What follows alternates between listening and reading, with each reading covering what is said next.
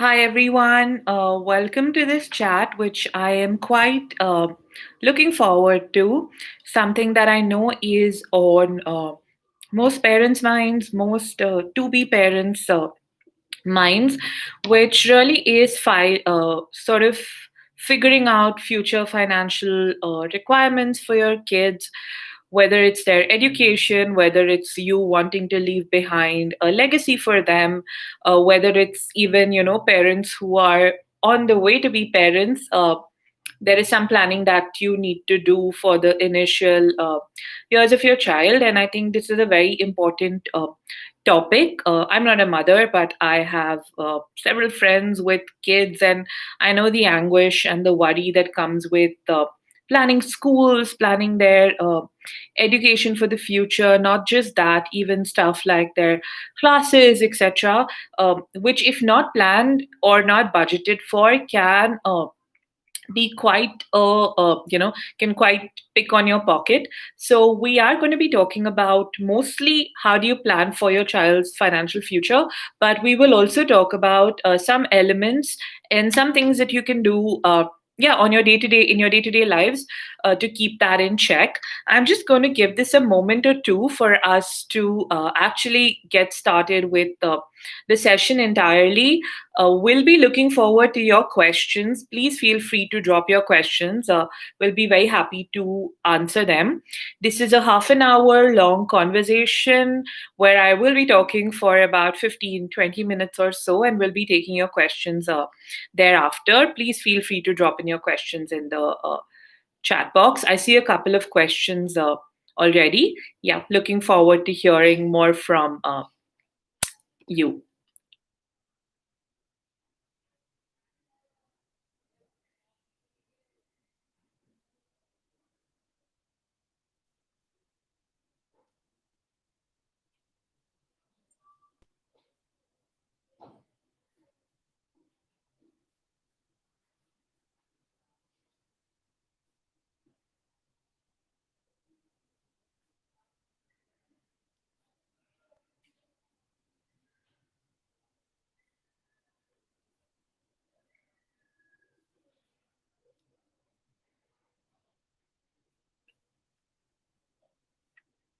I guess I'll probably get started and at least introducing the need and all of that on this particular topic, and we'll have more people join in by then, I guess.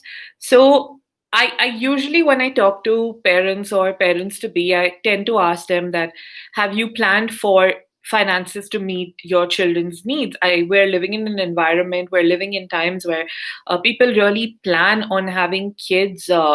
After they've done some financial planning, understanding that having a kid or having kids involves having your finances in place. Times are very different from those of our parents who probably had 2 3 kids, or our grandparents who had probably more than that. I think we are in a time, we are in a decade where it does require some financial planning. And I tend to ask my friends that, have you planned for the finances to meet your kids needs, including perhaps their day-to-day expenses, education. I'm not going to say marriage, because I think times are changing, and with these times, we should also evolve. I'm not a big fan of having a children's marriage fund. Should be important to have their education fund and take care of other essential needs. I'm sure marriage is something which they can grow up and take care of for themselves. If we were to talk about securing your children's financial future, I think the first thing and the most essential thing that you need as working parents, or even if you have one working parent in the equation, is having the right insurance policy. Unfortunately, what has happened is we are several times missold policies. If you go to watch a movie, in between that, you'll see 3 advertisements which will really worry you about your children's financial future, and you'll have some agent from the bank approach you, and you tend to give in to those policies out of emotion, not realizing that these are not something that will pay you off over the long term, or even be of much use to your child. I think first of all, put in place the thought, why do you want a financial plan, or why do you want to secure your children's financial future? That's not something that can just be done with a particular policy. I bought this XYZ policy, it'll give me money back after 20 years, and my child's in future will be taken care of. That's not how things work in the real world. You're investing in your child's financial future, which means this is like a ladder. This is something that you're going to start with. You're going to keep growing with your investments. The investments you've done over time are going to compound and grow as well. And I think if we were just to talk about securing their financial future, irrespective of whether it's for your child or whether it's for your family, the one thing that you need is a term insurance policy. Unfortunately, a policy which otherwise is known as a traditional policy, which is your money back or your children's education plans, etc., they don't work. They're not going to work very well for you because the returns on these policies are between 4 to 6%. And as parents, you might know, because I'm sure you've done your research, when the inflation on other things, so inflation is basically nothing but the rise in price of commodities, services that we use. The inflation of all other things is between 4 to 6%. However, education inflation is something that is much higher. I hear this from my friends whose kids go to schools, especially, that year on year the fees grow in like double digit numbers, and your insurance policies are not going to help you meet those needs.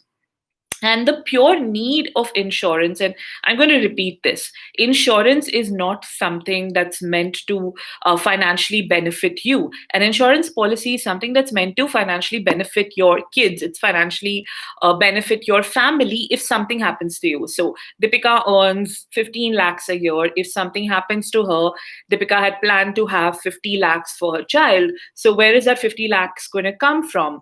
So a smart way of covering that cost is through a term insurance policy.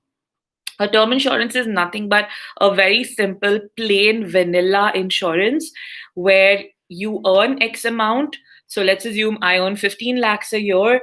I should take at least 10 to 15 times of my annual income as a cover. So I should have at least 1.5 crores as a life cover.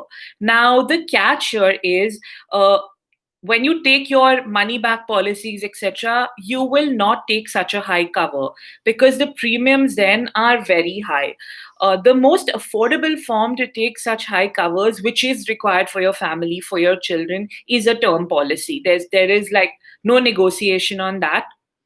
And the premiums that you pay or the cost that you pay towards these policies are very, very affordable.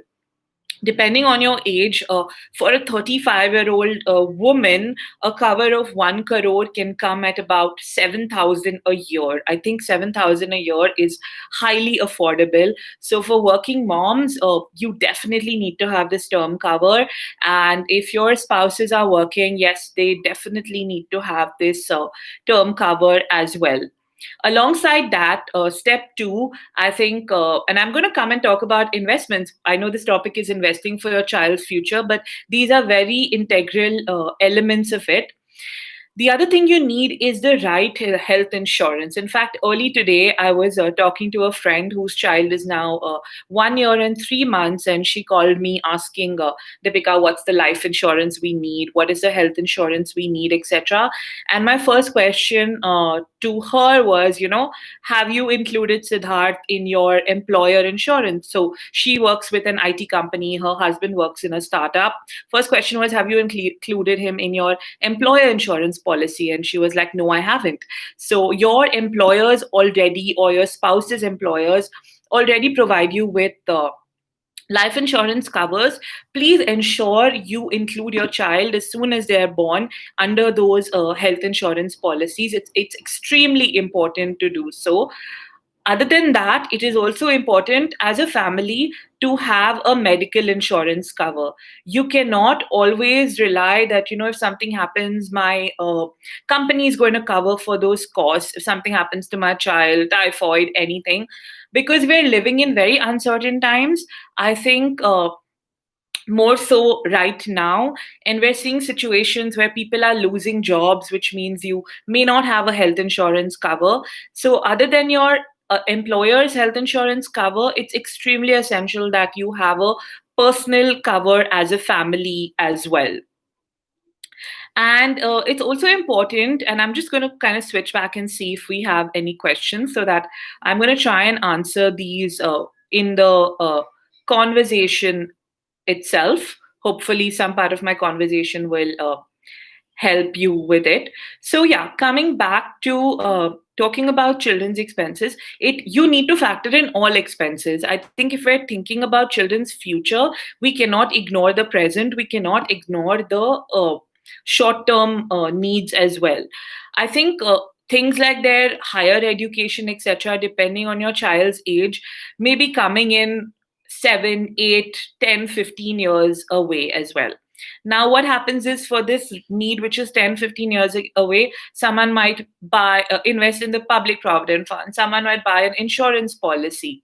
Keep in mind that this amount you need is not immediate. It's not something you need tomorrow. It's not something you need in the next 3 years, even. These are long term investments. And if you're comfortable investing in a PPF, where your money is locked in for 15 years, for instance, you should consider investing your money in assets which are growing. So a smart thing to do, if I were a mother, I think the first thing I would do is take a term insurance and start a small amount of an SIP or a systematic investment plan in a mutual fund, knowing that 10, 15, 20 years later, this money is going to compound and going to be hopefully enough to take care of my child's financial needs. So a life insurance cover, a health insurance cover, and the right vehicle of investments are most important. And do keep in mind that if this goal or objective is at least 7 years away, you should and you definitely consider slightly high risk investments, because that is where your money will grow. Your money is not going to grow if you're going to think, I'm going to do a recurring deposit, and that recurring deposit is going to help me with my child's education. That may not happen. We all look for risk free investments. That's great. Look for risk free investments for short term needs. But if we are talking about long term needs, it's much like, I can just take the example of our country. If you were to say, okay, India, maybe things are uncertain for the next couple of months or maybe a year or so, but the long term story of India is good. And if that's something you believe in, you should definitely invest that way too. Things are getting better. They will get better. Your need is not immediate. It's in the future. Don't fall into the worry of what will happen now. Think about the future. I think it's extremely important to not lose sight of the future. And yeah, sorry, just one moment. And I think, yeah, when you, for example, like, I'm just going to come back to things like your short term needs, whether it's children's school fees, whether it's children's, their coaching, tuition classes, etc. Typically, you do know how much you are going to need. You do know that, of course, this year, maybe you've already paid the fees. By next year, April, I will need 1 lakh, or I will need 1.5 lakh to pay for the fees. Nothing should stop you from starting to save for it today. You don't have to wait for March and then worry, how are we going to pay the fees in April or in May. I think what one really needs to do is keep in mind that you should start saving for it now. If that financial need is, say, 12 months away, there's nothing stopping you from saving 5,000, 6,000 starting now. So a monthly incremental amount is extremely important to save for, the short-term needs that might arise for your kids. Just gonna swing back to see. Yes. I see one question from Kavita, which is, what is the best way to plan? What are the available options? So I think, Kavita, like I was saying earlier, as you plan your kids' education or you plan your children's financial future, you should, first thing you should put in place is an insurance policy if you're working or your spouse is working.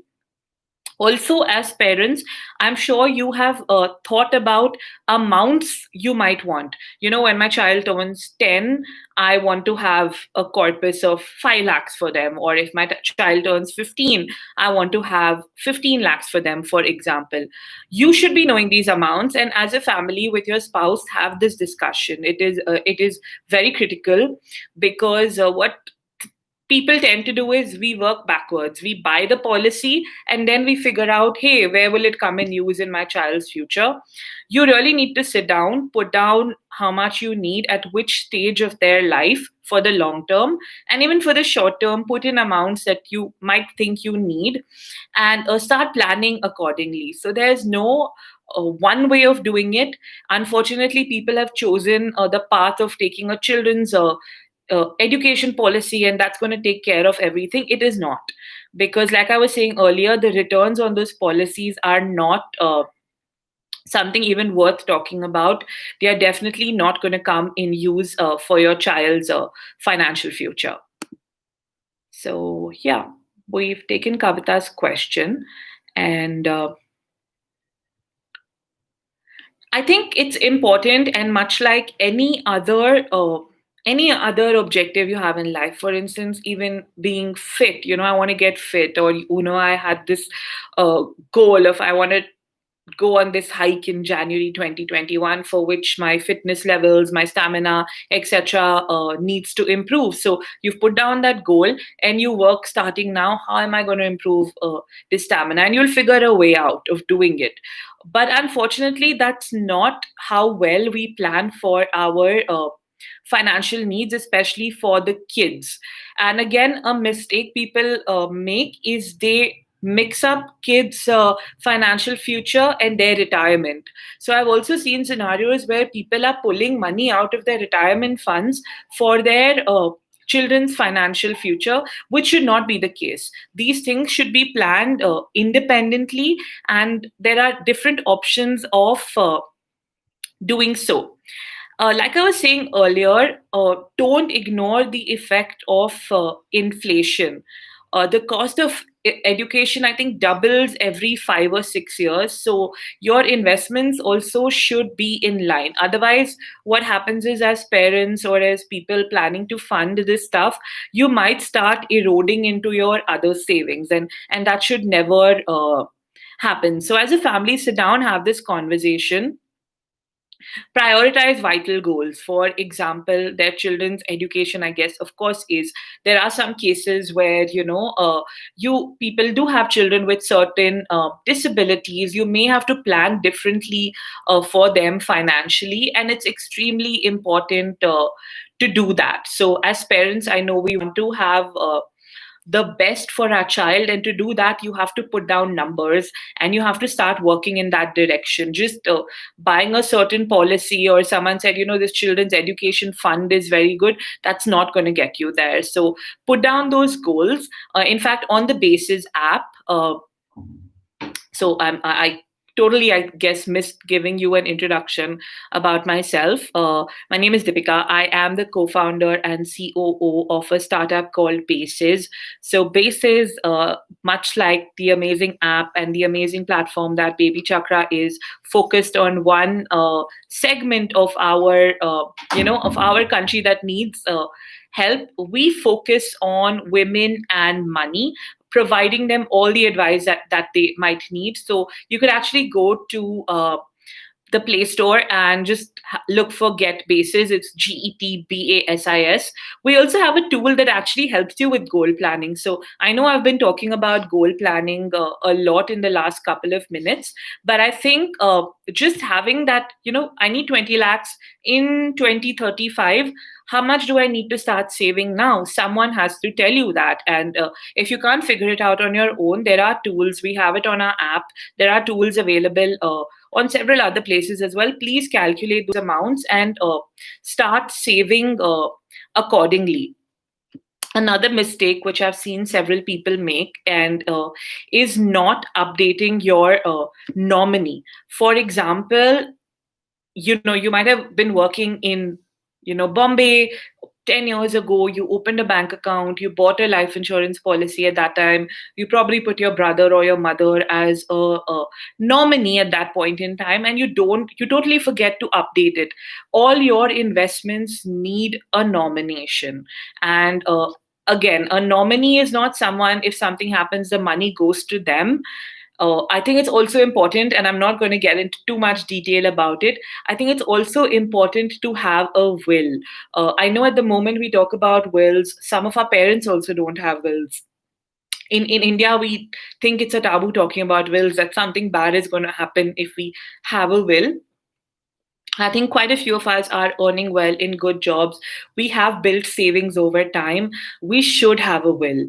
We definitely should have a will, especially if you have children, so that you're ensuring that in a worst case scenario, the money that you meant and you saved for them is being used for their needs in the future. And I know I told you, take an insurance. Take a health insurance, start saving through an SIP, a systematic investment plan. So you do all your calculations, you realize that to get to 20 lakhs in 2035, I need to save 4,000 every month starting now. Start doing that. Start investing in that fund, mutual fund, which will help you get to that goal. And what I'm asking you to do is not just start now and forget about what you're doing and continue doing it. You do need to revisit things. Things might change in your life. Things might change in terms of what you plan for your kids, or what couple of years down the line they start planning stuff for themselves. You should be making changes. So this is not something you do and you close and forget about it. This is something you should also be reviewing periodically. So I think treating your children's needs should be a financial intention. I'm not going to say financial goal. Everyone throws this word at you, goals and objectives. I think it's a financial intention. We all have the intention that we want to save and secure our children's future, but we tend to lose sight. And I know, and I'm hearing of this so much, that as soon as people have kids, somehow these insurance companies know and start approaching you for policies, etc. Don't fall into the trap. It is important to keep in sight your intention. If I buy this policy, evaluate what risks are associated, how much will it give you in the future, see how much inflation is, don't ignore the effect of inflation, and then consider taking an investment, because taking an investment without fully understanding it is the worst thing you can do. And for a quick tip, again, for those who have daughters, you can also consider investing in the Sukanya Samriddhi Yojana. So the Sukanya Samriddhi Yojana was launched by the government, I want to say around about 7 to 10 years ago. It is a great instrument for saving for your daughters. It allows you to save only until they are 10. So if your daughter is about 10 years old, for example, you can't start saving in the Sukanya Samriddhi Yojana. But I think it's a great tool for saving for their education. The rate of interest currently is about 7.6%. This changes every quarter, much like every other government regulated investment. But alongside giving you that fixed return over a certain period of time, it also gives you a tax benefit. So it has a dual benefit of sorts, where you're ensuring some amount for your daughter's future, and you are also then getting some tax benefit. I think both are great things to have in your portfolio. Just checking in for questions.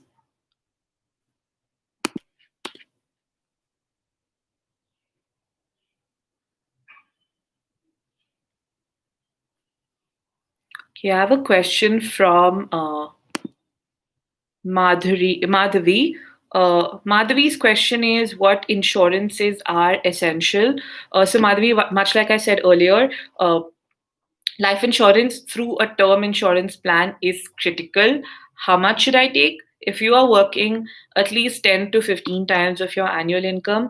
If you have a working spouse and at this moment you've taken a break, or you're a homemaker, in that scenario, the insurance amount should be on your husband's name. But as a family, you should have sufficient life insurance through a term policy, and no other form of life insurance. And health insurance is an absolute must. You cannot ignore the need of a health insurance at all. And like I was mentioning earlier, please ensure that you are including your child in the health insurance provided by your company, because a lot of parents forget to make that addition, which is very important.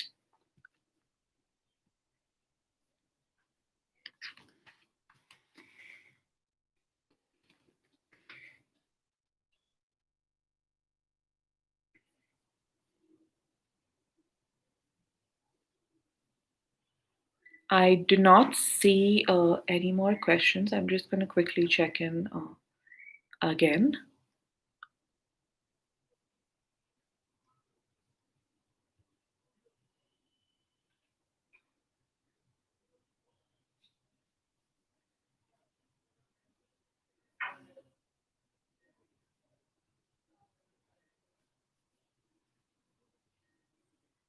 Okay, I do not see any questions, so I am going to wrap up this conversation. I think, like I was saying earlier, and I'm going to repeat this just for the benefit for of those who may just join in this chat a little later. Uh, you should not be building your children's education or funding your children's education or any other goals at the cost of your retirement. So, a large part of your children's financial future is also ensuring your own financial future, so that you don't mix up the two and pull out funds from your employee provident fund or something when the need arises. I think there will also be scenarios in your financial future where you might need you can you might need to take education loan, etc., for a kid. I think at that point in time you can evaluate. Ideally, what parents do is, when you take the education loan, it works in a way that you assume soon after their MBA or whatever master's course they are going through, they'll start working and repaying that EMI on that loan, which is again empowering them to take charge of their money. And I think investing in your child's financial future is not limited to, hey, where do I invest money for them? Investing in your child's financial future is also you investing in educating them about money. And as early as you can, as early as you think they can understand, you can start with small things. You can start with stuff like, a grocery list, that, you have an 8-year-old child, and maybe you're putting together the grocery list as a family. And get your child involved. Ask them, this is whatever X thing, it costs X amount of money. Is it really a necessity? Yes, no. You don't have to talk to them about serious things about money, especially in their early years, but you can get them involved in small ways. I know a lot of parents have piggy banks for their kids, and which is great. In their early years you put some money in the piggy bank, but as they grow up, I would also advise you to maybe open a bank account for them, put that money there. Just let them know, hey, your 5,000 that you had saved up after 3 months is 5,200 or it's 5,500. Those are very simple ways of getting your child involved about money discussions without complicating things for anyone. On that note, I am going to wrap up this conversation. I don't see any more questions. I hope this was helpful.